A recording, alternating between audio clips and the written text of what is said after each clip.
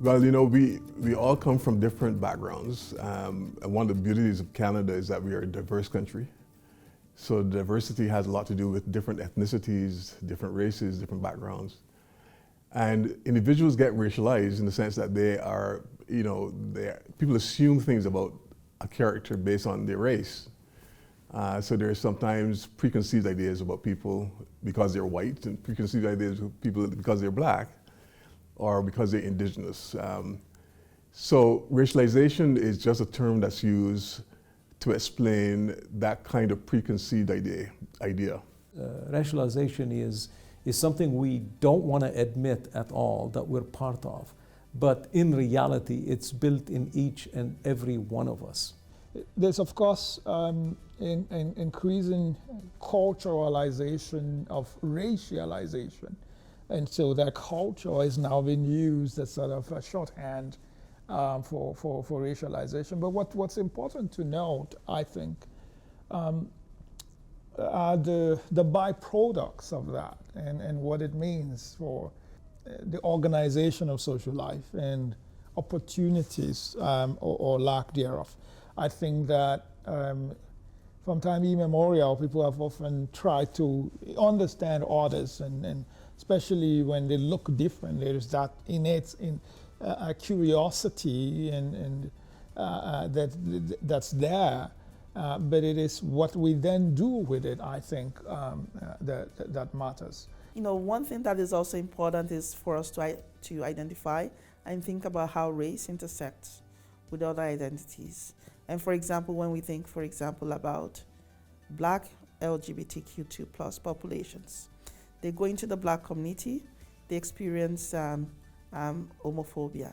They go into the LGBT community, they experience racism. So how do they actually navigate their paths? Both in research design and also in research methods, it's very, very important for us to think about those intersectionalities, and also intersectionality related to gender, related to income status, and how it may affect how we do research and how we conduct research. I think we all have biases of some sort. It doesn't really matter where we're from. We all have biases. A lot of our thinking, the way we look at the world, the way we approach research, the way we approach our teaching and everything else, a lot of it is based on implicit biases that we have. Sometimes those biases are not upfront. It's not in your face bias, but rather implicit. And I think that's where unconscious bias comes in. The important thing is to recognize the bias. Don't ignore it. Don't pretend that it doesn't exist, because it does exist. Unconscious bias could also be in terms of who you're recruiting into your team and who you're mentoring into your team. It could also result in who you're promoting in your team. Who are you nominating for awards? Who are you giving awards to? The reference letters that you write for your research assistants. So that's how sometimes unconscious bias does show up in terms of academic setting, and it has consequences for people's economic outcomes and also for people's social outcomes. I think at a certain level, anyone with biases knows that they are being biased. And that would show in the decisions they're making, the selections they're making, and the outcomes of those selections. So I guess my point is that I find that term outdated. I find it old-fashioned. I think it speaks to an innocence that no longer exists, if it ever was in existence. It is a choice. It is a conscious decision whether you're including or excluding people. Well, we are in North America, and in some large part we are a colonial university in a lot of ways. It's a very Eurocentric university in that the curriculum is very much geared towards and privileges Eurocentric thinking. Black people, brown people, people of color, indigenous people, sometimes are left out. They're marginalized, their writings, their research is not brought to the fore, is not focused on. And one of the things about my job as Provost Fellow is that we're trying to decolonize the University of Alberta's curriculum. And decolonization basically means bringing in what I call subaltern voices. A narrow-minded researcher will produce narrow-minded work. Your first responsibility as a researcher is to be well informed.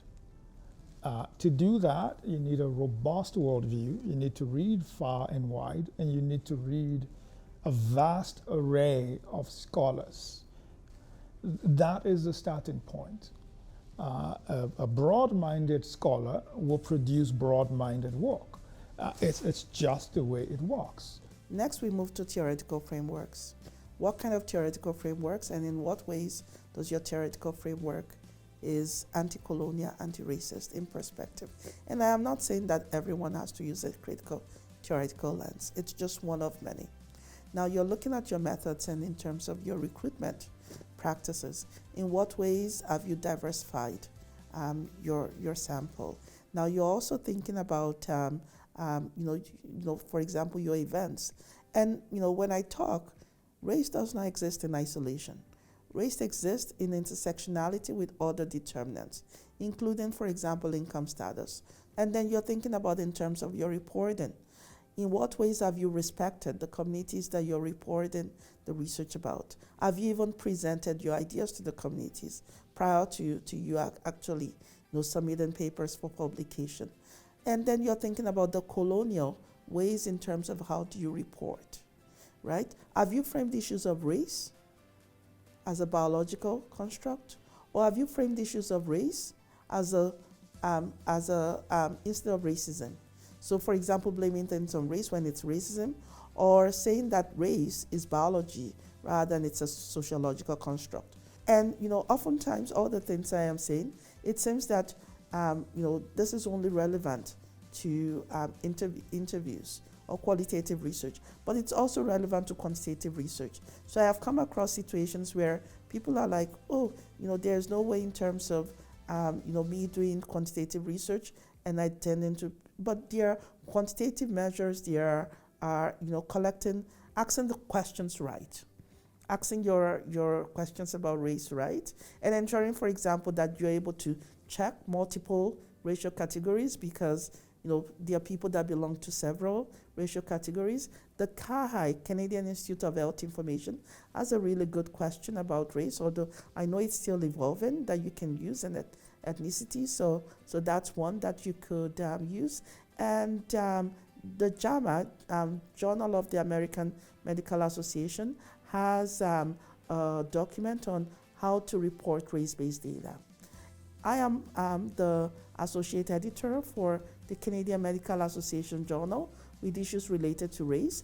And over the next 2 months, we will be releasing a document on how to report race-based data in Canada. So there are several resources that you can look at in terms of how do you effectively report race-based data in a way that is anti-racist and in a way that is culturally appropriate.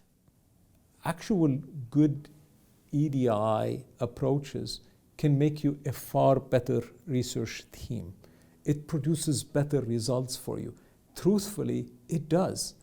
Because every one of us has, just like the family, everyone has different capabilities. They come from different backgrounds.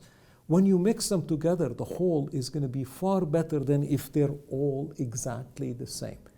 And by including everyone and different types of personalities, you're going to get a lot better research results, in my opinion, than you would otherwise. That's how you get faculty members to believe in EDI, is it'll make you better.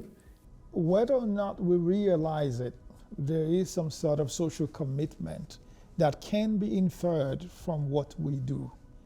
I am not an activist, and I'm always quick to say that in a lot of my media interviews.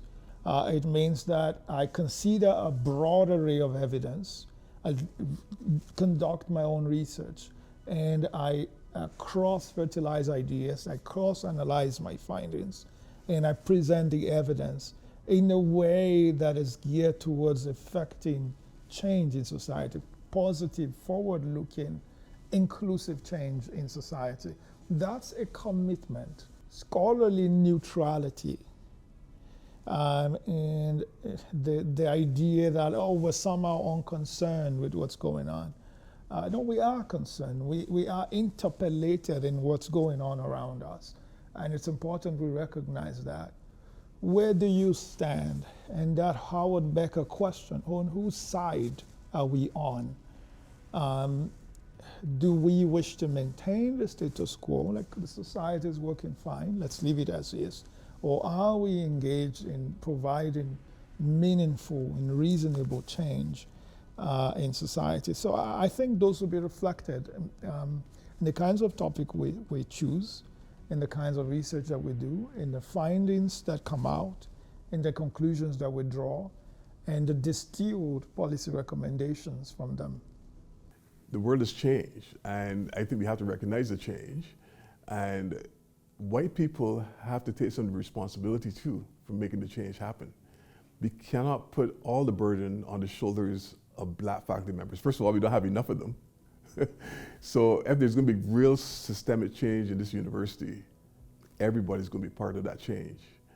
White, blacks, indigenous people, different genders, they're all going to have to take part in the process of bringing about that change. So change and transformation, extremely important, but it's not going to happen with a few people who are black.